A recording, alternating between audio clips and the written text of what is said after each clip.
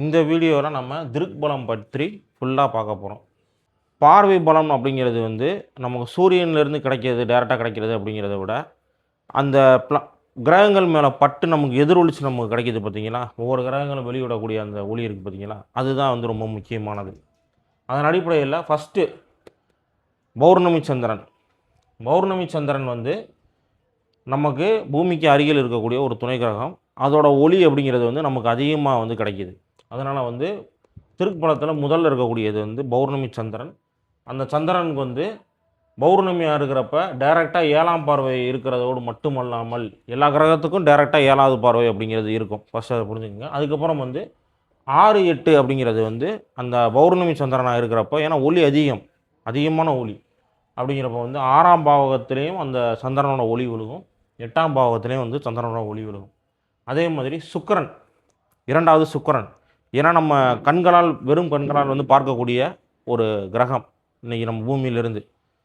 அப்போ அந்த சுக்கிரனுக்கு வந்து சந்திரனுக்கு அடுத்ததாக வந்து திருக்பல வலிமை வந்து மிக மிக அதிகம்.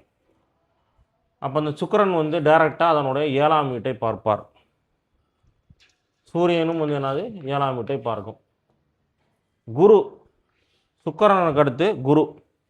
இந்த குரு 5ஆம் வீட்டை பார்ப்பார், 7ஆம் வீட்டை பார்ப்பார், அதே மாதிரி 9ஆம் வீட்டையும் பார்ப்பார். அப்போ அந்த ஒளி சிதறல் சரியா அந்த குருவுக்கு வந்து அதிகம். அப்போ அந்த சுக்கிரனை வந்து குருவை விட வலிமையான பார்வை கொண்டவர் தான். ஆனால் குருவுக்கு 3 பார்வைகள் இருக்குது. அப்போ என்ன பண்ணிடுறோம், மிகவும் ஒரு சுபகிரகமாக இந்த குருவை நம்ம எடுத்துக்கிறதுக்கு காரணம் அவருடைய திருக்பல இந்த கதிர்வீச்சு நமக்கு ஜாதகத்தில் 3 கட்டங்களில் வந்து நமக்கு கிடைக்கிது.